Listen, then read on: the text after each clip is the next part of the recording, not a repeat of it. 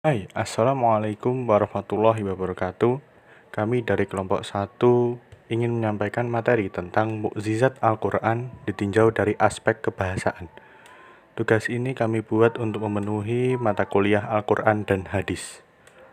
Selanjutnya anggota kami terdiri dari Muhammad Raihan Maulana, Ade Husni L, Anissa Digna Nurwono, Nadia Mumtaza, Tegar Prasetyo, Aisyah Sulha, Muhammad Saiful Ismail, dan Umi Hasanah.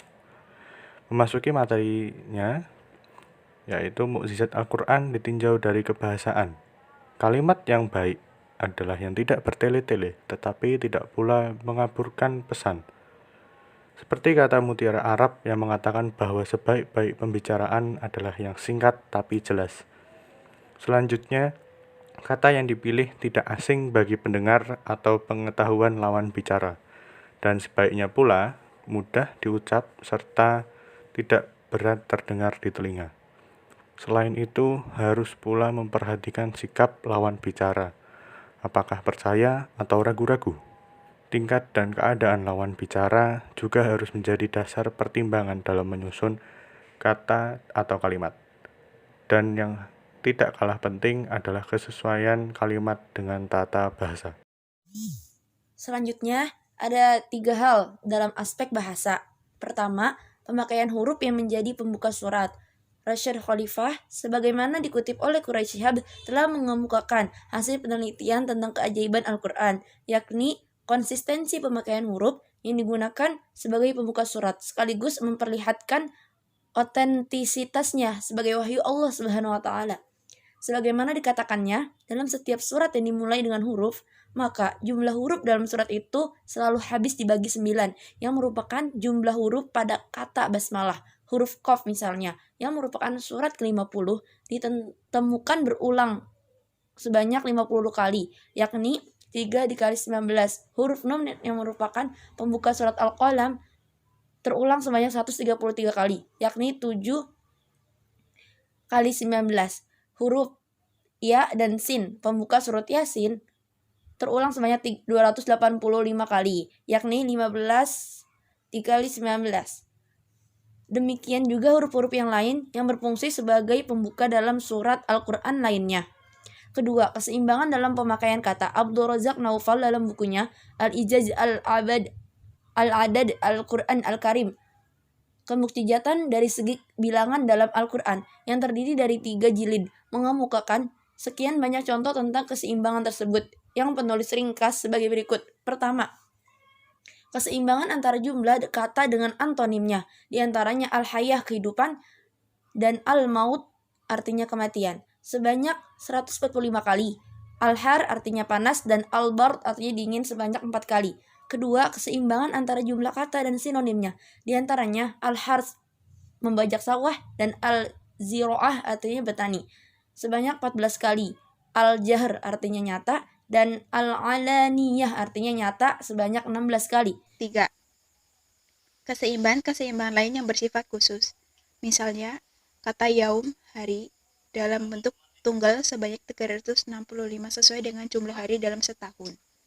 Sedangkan kata ayam, bentuk jamak yaum, dan yaumain, bentuk mutsana, jumlah pemakainya hanya 30 kali, sesuai dengan jumlah hari dalam sebulan. Kata syahr, bulan, hanya ada 12 kali, sama dengan jumlah bulan dalam setahun. Di samping itu, ada juga contoh lainnya seperti kata-kata yang menunjukkan utusan Allah, yakni Rasul, Nabi, Bashir, Nadir, yang keseluruhannya berjumlah 518. Jumlah ini sama dengan jumlah penyebutan nama-nama Nabi dan Rasul pembawa risalah-risalah Tuhan, yakni sebanyak 518. Ketiga, keindahan susunan kata dan pola-pola kalimatnya. Untuk yang terakhir ini ada beberapa hal yang sangat memukau, antara lain 1. Singkat dan padat. Sebagai contoh firman Allah dan surat Al-Baqarah, Quran surat 2 ayat 202. Bismillahirrahmanirrahim.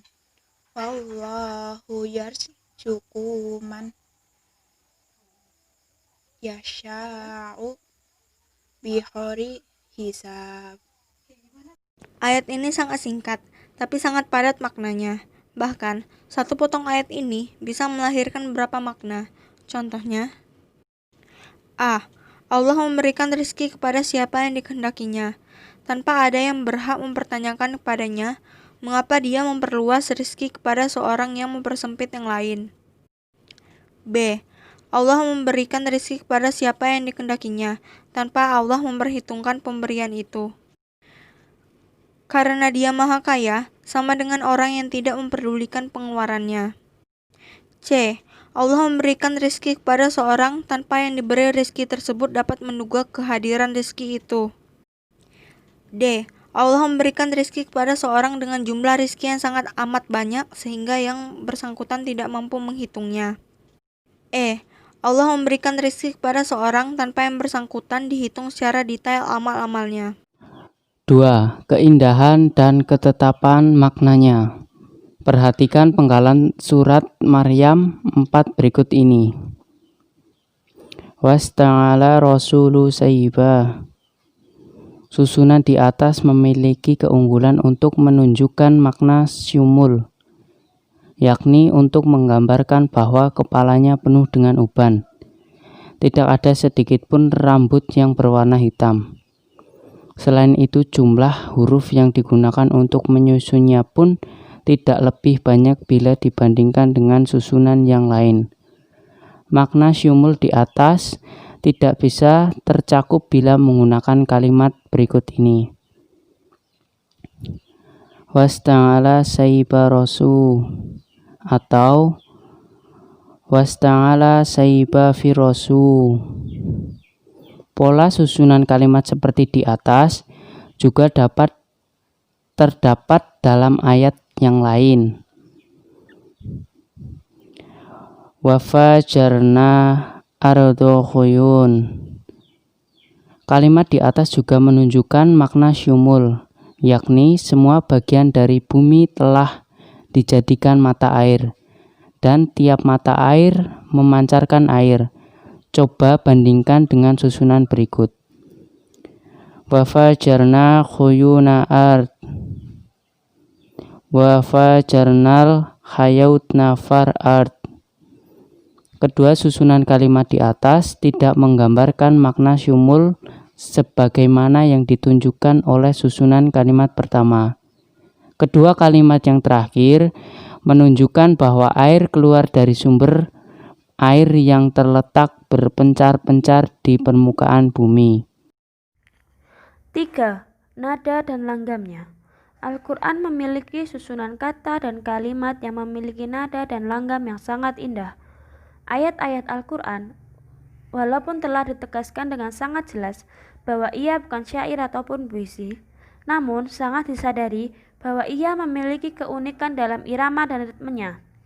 Cendekiawan Inggris Marmaduke Pittock dalam The Meaning of Glorious Quran menulis, Al-Quran mempunyai simfoni yang tidak ada taranya, di mana setiap nada-nadanya bisa menggerakkan manusia untuk menangis dan bersuka cita. Contohnya, bisa kita lihat dalam Al-Quran surat Al-Adiyat, yang kemudian ketika pendengaran kita sudah terbiasa dengan nada dan langgamnya, Al-Quran mengubah nada dan langgamnya, dan begitu selanjutnya, selalu membuai pendengaran dan kenikmatan pembaca. 4. Memuaskan para pemikir dan orang kebanyakan. Jika membaca suatu artikel, Anda boleh jadi menilainya sangat dangkal, sehingga tidak sesuai dengan selera ilmuwan.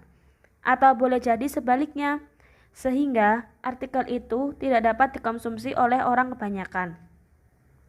Al-Quran tidak demikian. Bisa jadi orang awam akan merasa puas dan memahami ayat-ayat Al-Quran sesuai dengan keterbatasannya. Tetapi ayat yang sama dapat dipahami dengan luas oleh ilmuwan dalam pengertian baru yang tidak terjangkau oleh kebanyakan orang. Sebagai contoh, perhatikan surat Yasin, surat ke-36 ayat 80. A'udzubillahi minasyaitonirrajim. Bismillahirrahmanirrahim. Alladzi ja'alakum minas sajri aqdari naran fa iza antum minhu tukidun. Sadaqallahul adzim. Artinya, yaitu Tuhan yang menjadikan untukmu api dari kayu yang hijau, maka tiba-tiba kamu nyalakan api dari kayu itu, memperoleh bahan bakar darinya.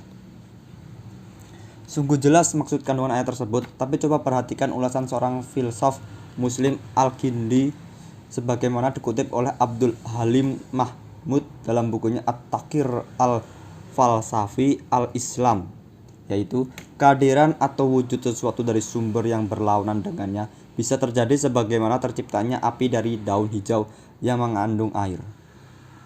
Sedangkan menurut ilmuwan, istilah as-sajar al-qadar adalah zat hijau daun atau klorofil. Di dalam klorofil terjadi proses fotosintesa, yaitu proses penggabungan secara biokimia dengan menggunakan cahaya matahari sebagai sumber energi antara karbon dioksida dan air sehingga terbentuknya zat hidra arang. Kemudian 5. Memuaskan akal dan jiwa. Manusia memiliki daya pikir dan daya rasa atau akal dan kalbu.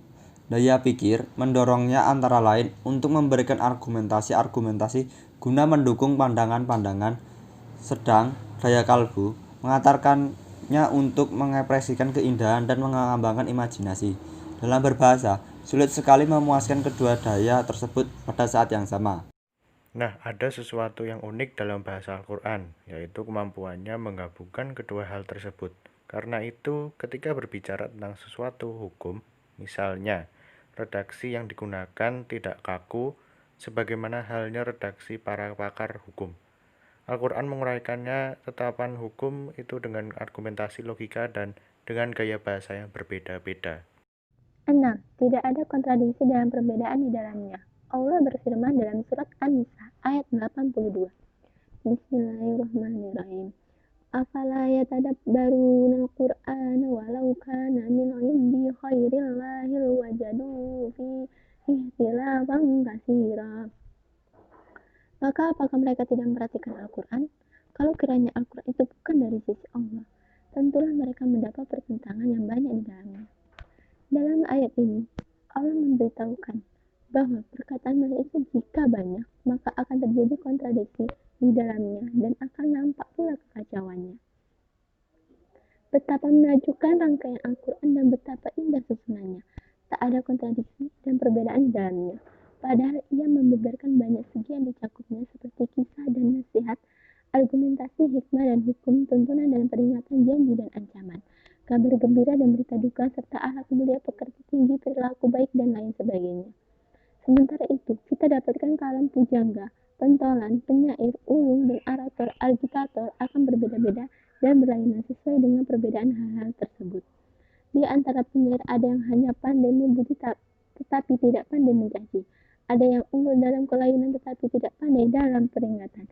Ada pula yang hanya pandai melukiskan unta dan kuda, memberikan perjalanan malam, menggambarkan peperangan, taman, kamar, sandal, gurau, tumbuhan, dan lain-lainnya yang dapat dicakup dalam syair dan dituangkan dalam kalam.